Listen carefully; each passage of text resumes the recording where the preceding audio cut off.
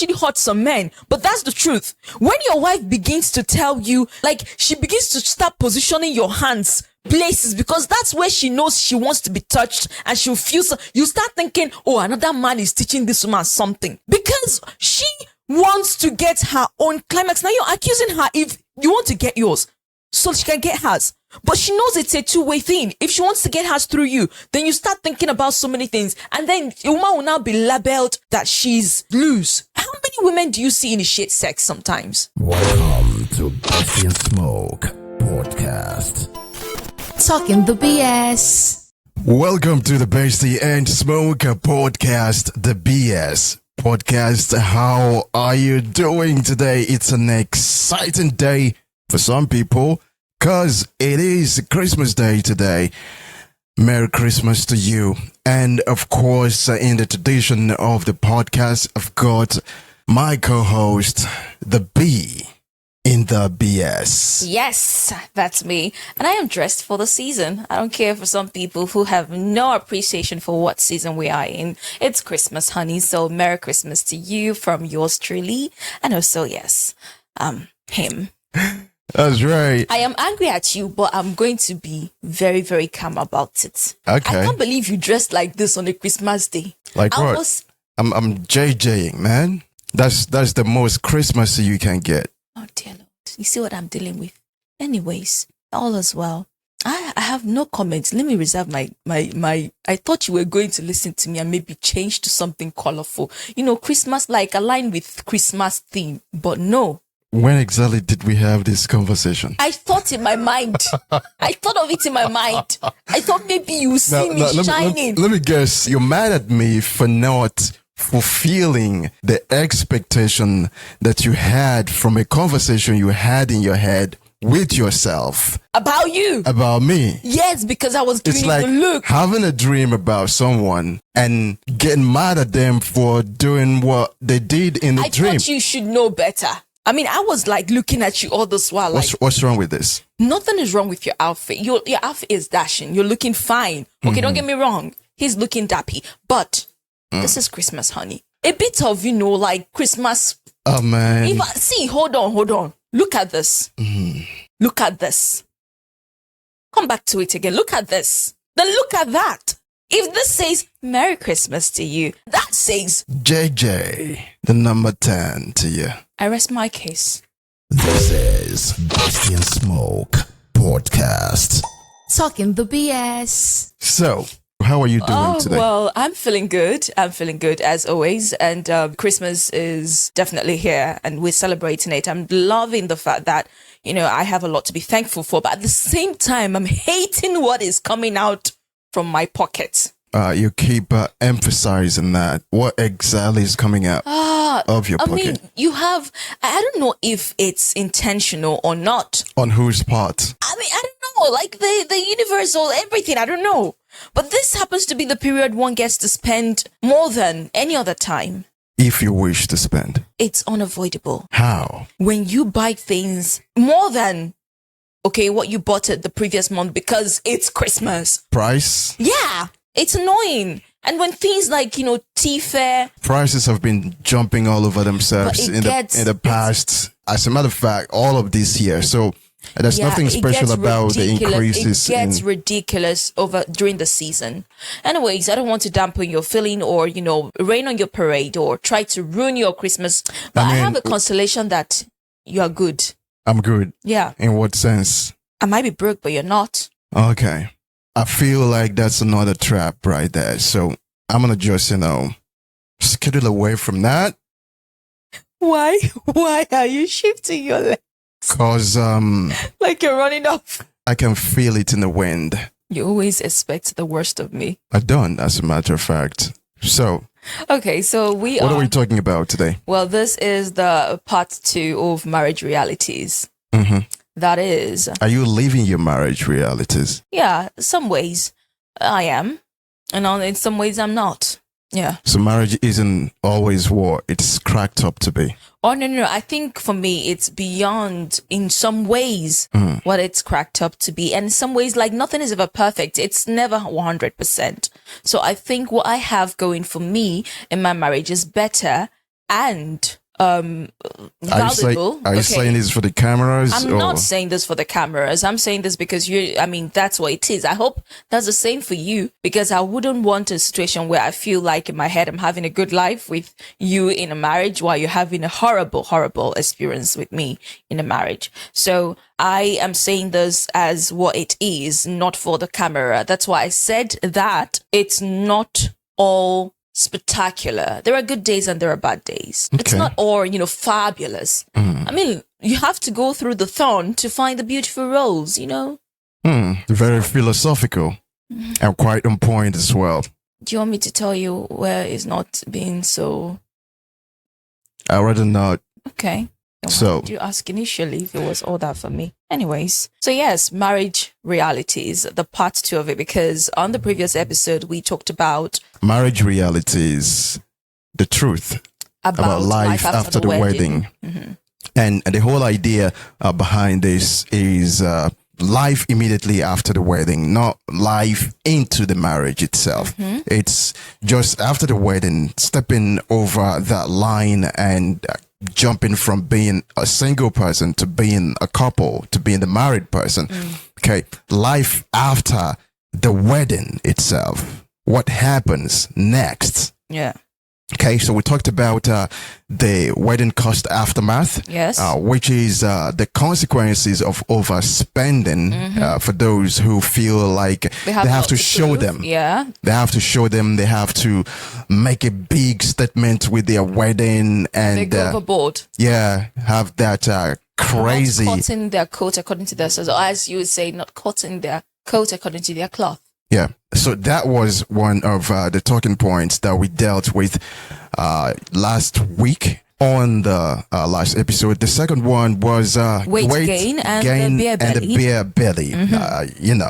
As a newlywed, you get to experience the euphoria, The marriage glow up.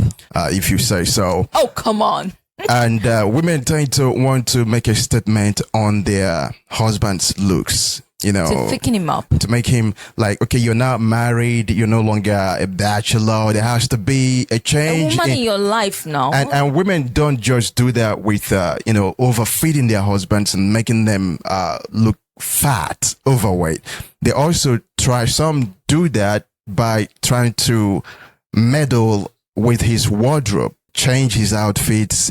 You're now a married person, so you have to dress responsibly. Yes, it's a good thing. But I do believe that in this case, if the man's wardrobe needs an upgrade, then you as the woman, you help him out with What that. if we don't have the same tastes in fashion? I can still give you your taste in Let me fashion upgrade and ya. upgrade. Yeah, come on, baby, let me upgrade ya. Yeah, so weight gain and the beer belly. It's a focus on men who get married and then they gain too much weight and they become overweight. That's where we wrap that up. If you want to get up close and personal with that episode, Get you the might full tea. just want to go watch that Previous episode. right? Right now, we're stepping into the second part of marriage realities, the truth about life after the wedding. Yes, Let's get into it, like she would say. that was good. This is Besty and Smoke podcast. Talking the BS. So yes, the idea is we give you the list and we get into it. The first is cultural pressures on having kids immediately after the wedding. Second, marriage intimacy, which is we might kind of end up ruffling a bit of some feathers while talking about this too. Yeah, let's get to the first point, which is cultural pressures on having children immediately after the wedding.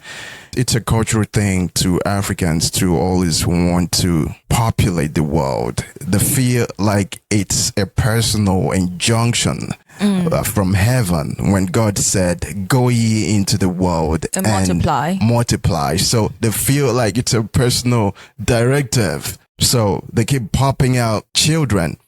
And that's why we have quite the population here in Nigeria. But we're not the one, the largest in the world.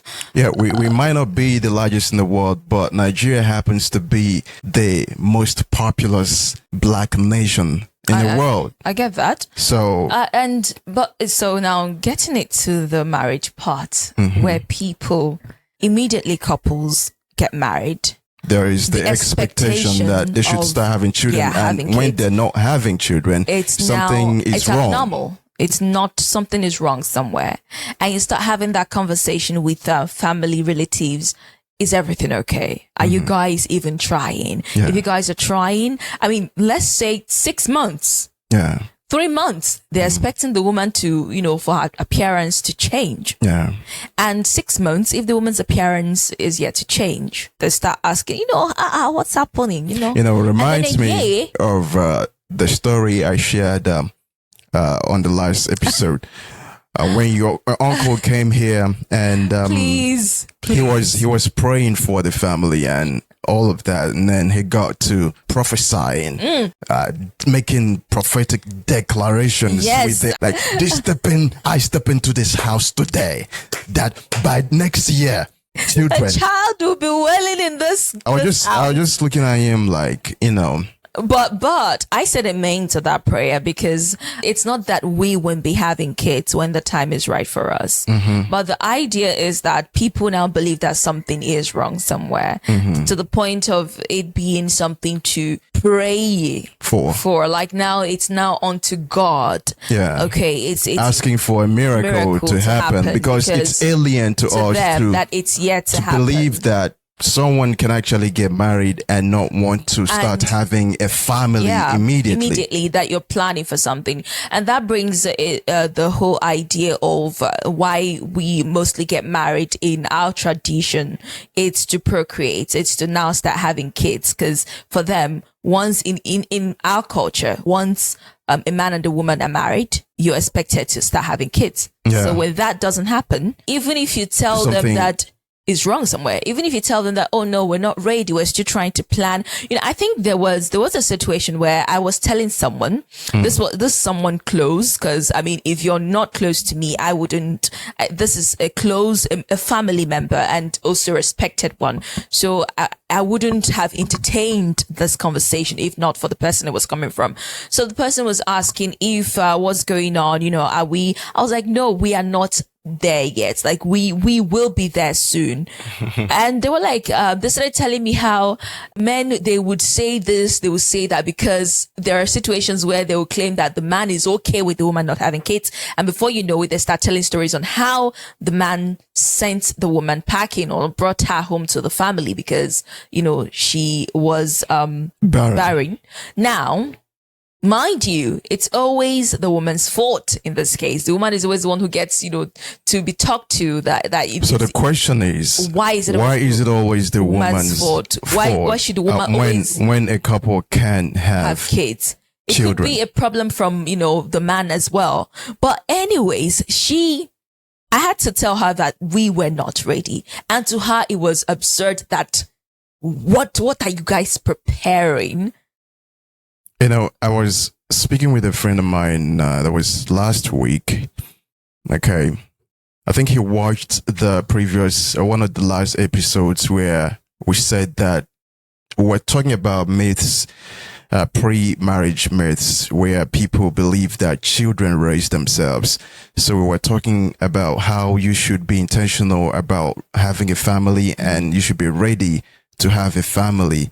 Have the wherewithal to take care of your family before you start having them, so you don't bring children into the world to suffer. So we were trying to debunk that myth that children will raise themselves. And he said that no, that our conversation was spot on, that kids do not raise themselves, not in this time and age. And that took me back to previous years in our culture, like some 50 years ago. Okay. Based on, not like I was here then, but based on stories. Stories? Yeah, books I've read, where people mostly lived in the villages, in the hamlets, and the main occupation was farming, and right, it was just farming to feed your family, and every man had a barn. Every man had a parcel or several parcels of land to his name, and he would hand these parcels of land to his sons, and it goes down like that. So it's like a man's estate, or his wealth. So these farmlands were farmed, and the produce. They're mostly for feeding the family, and the rest produce was sold food for the family. And what the family couldn't produce, they would sell what they have to buy. Supposing a man farmed the and the wife farmed cassava, okay, and they needed meat for their soup. Okay, so yam provided the fufu, cassava as well provided the swallow, but they would need the soup. Of course, the farm would provide the okra, the vegetables, all of pepper that, and all that, and also probably also provide the oil from the palm trees in the land, right? So now, but they would need fish, they would need meat. So they'll go to the fisherman whose occupation is fishery or fishing, and they'll buy meat from the hunter whose occupation is hunting. Okay, so everybody lived off the land, and the children helped their parents to do the farming. Yes. So the larger your family, your children, the larger you get to cultivate. Yeah, the larger, the more land you get to cultivate, and the more wealth you get to amass.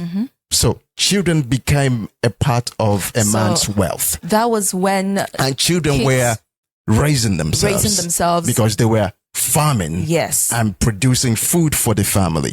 But not anymore. We have today. An entirely different reality now. I don't know the percentage. I don't know if the percentage of the population in Nigeria that farms is even up to 10. So it's really a sideways idea when you say that children will raise themselves. And bringing it back into what we are talking about now, because the whole responsibility, the burden of raising children now has gone up, has become heavier, especially with education being what it is, and parents needing, because a lot of people will be like, but education is free. What's the quality of the free education? Moreover, when kids raise themselves, you were talking about when government had to beg parents to bring their kids to school, and they offered quality education because they wanted to give the kids, empower the kids. So when someone says, oh, but they have schools that offer free education, I'm like, have you seen the quality of education they offer there? So if you really want to really empower your children, you have to be intentional about the kind of education you give them. And that's not cheap. Look around you, all the big money bags in town. They don't send their children to the same schools or to any of the schools that are free. Why? Why do you think they do that? They know the because truth. They know the quality is abysmal in those schools. And that's not what can empower a child to compete with the big leagues. Now, we're not saying that sometimes a child who is really particular and gifted cannot rise from the struggles, from the low ebbs of their circumstance and shine. But imagine what it would be for that child who's gifted and who struggles through the slow paces of what life has given them. Imagine that they were given something better to work with. There was this conversation. I can't remember where this conversation happened, but the parents were really struggling to pay for their kids' tuition. And somebody was like, oh, they're so, they're trying to, prove that they can afford this or that. This is stressing you, but you're still doing this. And that's a status statement for them. But the man said that it's not a status statement, that he's breaking his back because he knows that school will open doors for his child.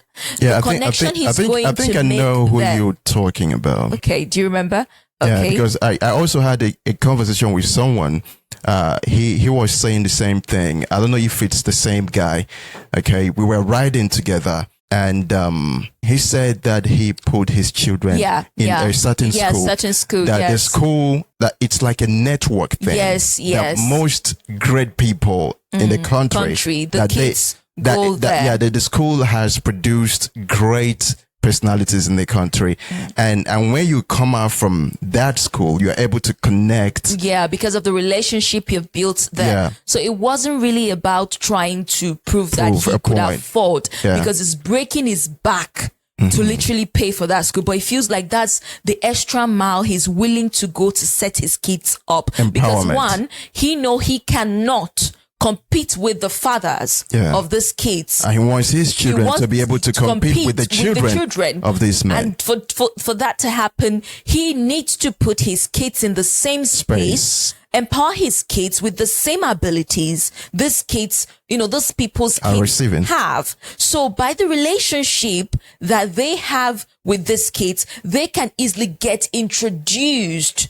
to opportunities through that will these change people's their kids. lives. Yes. So that he's doing it because and that was like, wow. That's a strategy of a parent who actually thinks.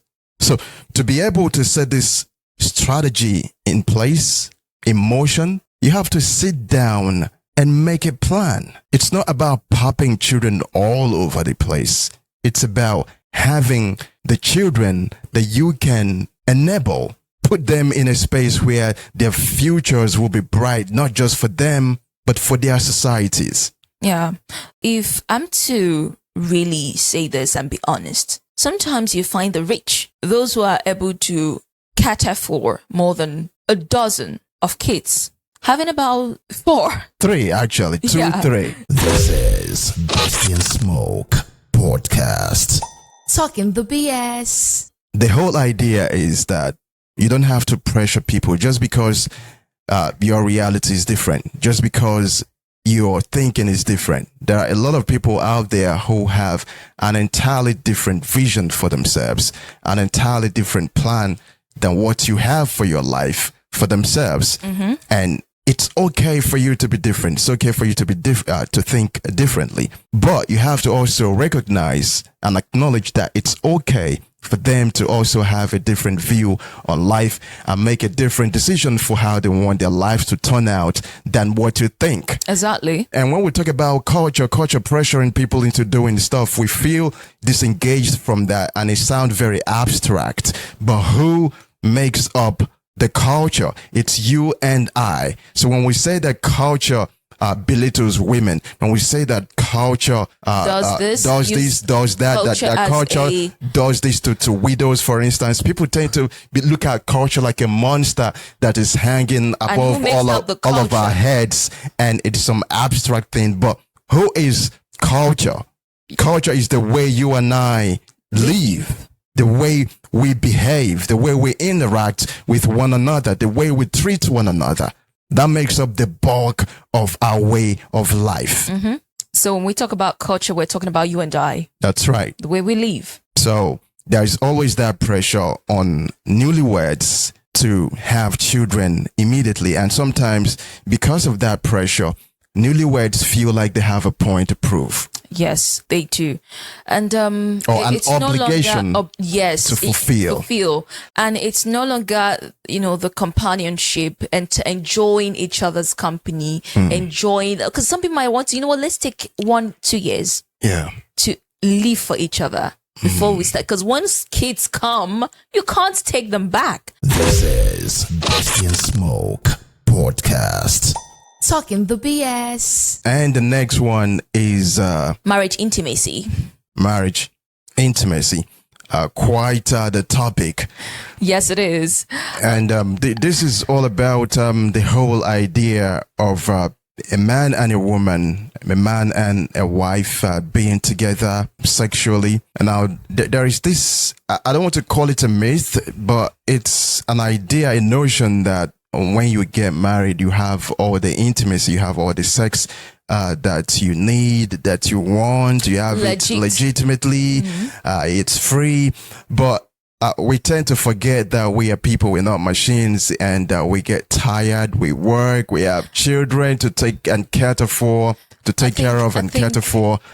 And I think it's life happening after, the wedding. Yeah. It's the when you are and your job as well. Yeah, when you are there, when you are single, when you are, just you feel like you cannot really, talk about how you're actually getting, some. But you feel like when you're married, you get some legitimately. Like you said, you forget that Things get in the way. Things get in the way. There is also the waning of passion because of familiarity between these two people now. They don't really desire themselves the way they used to at the beginning, which is a very natural thing, and that's why couple counselors and therapists will always ask you to find new ways to find excitement in your relationship, to rekindle the flame, the fire. Rekindle, meaning that it was once there, but now it's no longer there. Not that it's no longer there, but it's no longer going, burning. Yeah, it's no longer the flame fierce. is no longer as fierce as it was. And the idea of this is when we're single, stuff like, we feel like the grass is greener on the other side. Yeah. You're eager to get there. When you now get there, you realize, oh, well, this is, I think you were talking about a friend. Yeah, a friend of mine during my NYC period. She was one of these born again Christians, and she was quite a devout born again Christian as well. Yeah, so we were having a conversation, and she said that we were actually basically talking about abstinence. So she said that she knew that when she got married, when she eventually would get married, that she would have all the sex that she wanted, that she would have this, she would have that. It would be blissful and precious and absolutely breathtaking. And you think that might not be true? I don't know what life has offered her now, but sometimes I think about it because I feel like life is always ironical. It is. Yeah, you feel like, okay, you have this, when you get this notion, this I was idea, almost going to say illusion. You have this notion that this is what this is about, based on expectations. Not expectations, because you believing that this is what this is about makes up your expectation. But I'm talking about the things that form the basis of expectation. Probably movies, probably books, probably some sort of cultural interaction you've had in your past, or whatever it is that will form your expectation on marriage, for instance. So sometimes I think, I wonder, is she having that glorious, blissful intimacy? Okay. Like that she expected, sort of, okay. Because marriage doesn't always give you that, especially a little bit down the road. I'm thinking about this not because of anything, but because, like I said, life tends to be different from imagination, and intimacy in marriage is not any different from every other thing that happens in life. Now, I'm not saying that there isn't any intimacy in marriage, but it tends to not be as exaggerated as people believe it, especially those who are outside of it. Now, I was reading a book, and people, was it a book or was it a TV show? A comment section conversation, I can't remember, but people were talking about the frequency of intimacy in marriage. And some were saying 4 times a month, and the lady was like, what? That's like once a week? Some were saying that that's enough, that you have things to take care of. So people were, coming out with all kinds of things, and some unmarried people were like, what the heck are you guys talking about? I think it's like that because we keep emphasizing that life happens. Because in marriage, you have more than just sex to connect both of you. Without the sex, you guys can still have, or without the frequent sex, you guys can still have a loving relationship where you enjoy each other's company. This might not be date nights. This might not be. What I'm saying is, yes, I wouldn't lie that sometimes in marriages, you have less exciting intimacy. I was watching a video, right, of men, not one video, as a matter of fact, a lot of videos of men complaining and making a list of all the times that their wives rejected and refused them intimacy. And it seems as though a lot of men are going through this. And when you really look at it, it's as though women are the reason why there is less intimacy going on in marriages. I beg to differ. Because they tend to dictate the pace, the frequency. Not every woman. You see a man. You see a video of a man touching a woman, and what he receives in response is a slap. Please, come on. Not every woman, okay, does that because she wants to. How would you know? I'm saying not every. Now, how would you know it's every woman? Because I've seen videos of women doing that. Because then why are they doing that? Now, let's say this. Let's really get deep into this. They say men are moved by what they see. Women are moved by what they hear and the touch. So when you're single, I do know of many men who go, but I know that many men go out of their way when we're single to woo the woman, to arouse the woman before intimacy. But in marriage, you find a situation where you are ready. You just want to get into it. There is no. Look, women are I trying feel to. like you're trying to justify that. You are trying to justify. I'm not trying to justify. You women are saying expect that a lot from men when it fault. comes to intimacy. There is a whole lot of. It's easier for a man to climax. Listen, a man has to do the most. Okay, hold on. To satisfy a woman. A man really needs to satisfy a woman, but a woman doesn't ever feel any pressure to satisfy the man. This is a two-way thing, okay? And you are after your satisfaction. And to get your satisfaction, I should be in the equation. And I need to get my satisfaction. And if what we're going to do is not going to return or give me my satisfaction. How many times has a woman been shamed for not satisfying a man? I don't really know. Because it has never happened. Because it's easy for a man. See, there was this video I saw a man saying, one guy saying that I've gotten my own hustle for yours. Yeah. But the thing there is, women are shamed when they want to get theirs. Yes, that's the truth. It's like we have been positioned in a way to feel like if you are too forward with what you want, with what you need, then you'll be tagged as, oh, you're loose. Oh, this woman, she's wild. Oh, she's owned by the street because, because she actually knows what she wants. Look. No, because see, this might actually hurt some men, but that's the truth. When your wife begins to tell you, like she begins to start positioning your hands places because that's where she knows she wants to be touched and she'll feel so, you start thinking, oh, another man is teaching this woman something because she wants to get her own climax. Now you're accusing her if you want to get yours so she can get hers. But she knows it's a two-way thing. If she wants to get hers through you, then you start thinking about so many things. And then a woman will now be labeled that she's loose. How many women do you see initiate sex sometimes? I'm just looking at you, how you turn this conversation away from the question I asked. I know the question you how many asked, times? The question you asked. How many times have women been shamed for not being able to satisfy a man? That's what I'm saying. How many times have you seen a man who goes for the sex and not get satisfied? Really? Like a man wants to get intimate and he doesn't get satisfied. You really need to do a poll of men. A lot of men get with women and they don't get satisfied. Hold on. Satisfaction we're talking about climax, right? It doesn't have to be climax. There is quality. Oh. Yeah. Wait, hold on. Yeah. I'd say most men, they get satisfied. The quality might not be what they want, but they get satisfied. Okay? But sometimes a woman barely gets that satisfaction. Come to talk of the quality of when a man doesn't get satisfaction. satisfied, does anybody get shamed for it? We are talking about men being satisfied and the quality of the satisfaction. We're not talking about not getting satisfied at all.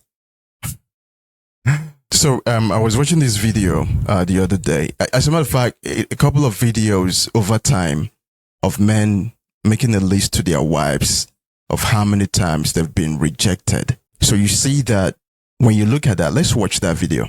To my ever-loving wife, during the last year, I have attempted to make love to you 365 times. I succeeded 36 times. This averages once every 10 days, and the following is a list of reasons why I did not succeed. It's too hot, 15 times. It's too cold, 3 times. I'm too tired, 19 times. It's too late, 16 times. It's too early, 9 times. Pretending to sleep, 35 times. I'm not in the mood, 21 times. Mind my hair, 28 times. Is that all you think about? 83 times. Honestly speaking, I think this is a list of how many times the woman said, not tonight. Is this what all you think about? I get that, but why would the woman say that why wouldn't she say that if she wasn't in the mood? She wasn't in the mood. So the whole idea behind this, okay, me bringing up this video, okay, is to show that it's not always what it seems. The irony of people who believe that, we're talking about the truth about life beyond the wedding. Yes. Right? So, because I think I was joking with a friend of mine that got married one time, and I was like, you're not getting it legitimately. Mm-hmm. And it's like, he was like, it's not like that too. So married people will tell you. Yeah. That it's not like that. Other things are coming the way. Yeah, things get in the way. And ironically, within the space where you're supposed to have frequency, you have scarcity. I think that's actually why sometimes it's always good for couples to be intentional. There are people actually like schedule intimacy in marriage. Yeah, I've heard about that. Because they really want to, maintain that frequency and the connection. Yeah. Because they feel like it's an important part of the marriage. Their coupleship and their marriage. But sometimes it becomes a task. It's no longer something you enjoy. It's now something you just get over with. So I hope you learn to, however frequently you choose to have it, let it be you being present. And again, you need to be there mentally and physically present. And again, something that we have to really consider is compatibility. Yes. When you're not compatible, when you're not aligned sexually, you're going to have a mismatch. Okay. Mm-hmm. So you've been in a space where someone wants it all the time and someone doesn't want it all the time. Mm-hmm. So compatibility is something that's very paramount, and the question and it begs the question of how do you know compatibility? And you have that religious question of pre-marriage intimacy, which is an entirely a different can of worms that when you open it, you have all kinds of self-righteous approach to it. Yeah. How do you identify a compatible mate without having to find out how they feel about things, without having that premarital sex? Yeah, how do you do that? People talk about test driving a car. It's a question that's really crazily addressed in our culture, and people place a big taboo on it. But if you really want to sort this out, you have to sort out your compatibility issues before the marriage, prior to the marriage, getting married. Yeah, and also while you were talking, I remember that so far we actually have two things connected. That's the second of what we discussed over the marriage realities, and the last of it. That is the weight gain and the beer belly affecting the marriage intimacy, because sometimes when you're single, you look a certain way, you appear to be very attractive to your partner, and after that you begin to gain that weight, not attractive to them anymore, and not because they want to cheat on you or because they don't love you anymore, but because they are no longer aroused by your, physical appearance. And that could actually, in a way, contribute to the intimacy in marriage. So that Going down. Yeah, going down. So that's something that should also be talked about, looked into. If you see that's why, I like the way we talk sometimes. So if you see that you are having such an issue with your partner gaining weight, or them having Looking a certain way, in a way that gets in the way of the attraction. Yes, because if you ignore that, you find yourself one day looking at this person and not having that feeling, that butterflies anymore. And before you know it, sex is kind of something you're dreading to. That's right. Have with this person. And we have to also point out that familiarity is also something that wanes passion. Now, think about it. When you were dating your wife, dating your husband, you guys were not living together. There's this imagination. Yeah, there's this excitement in the morning with the morning breath. Things like that. There are so many things that will create that environment that's different from the way you used to see your partner. And it's all about the familiarity that happens in marriage. And once that begins to happen, it might take away that excitement. Yeah. Couples have to be mindful of familiarity and also bringing in some disruption in their sex life. Also have to be realistic. I don't look like this every day of, my life. I don't look like this when I'm in the kitchen. I don't look like this, when you have this whole imagining, this whole fantasy about this and the pictures videos we see on social media of a husband slapping the wife's butt, and she's all made up wearing a very nice wig in the kitchen. With the fights and all of that. You think that's how they look in the kitchen? That's how they look all the time. Oh, and you're having this expectation that, okay, my wife is always going to look wearing these tight shorts with her hair made and nails on point. She's looking like a perfect picture in the kitchen, and I'm going to just go and slap her butt and lift her up to the counter and have some. For you to go in there, she's stinking of seasoning. Oh gosh. So keep it realistic, honey. Yeah. Please, you got to. Yeah, that's right. So I think we have to wrap this up really quickly because we have to bounce.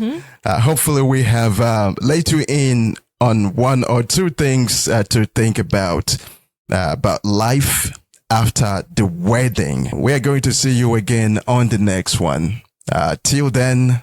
Ciao. This is Besty and Smoke podcast. Talking the BS.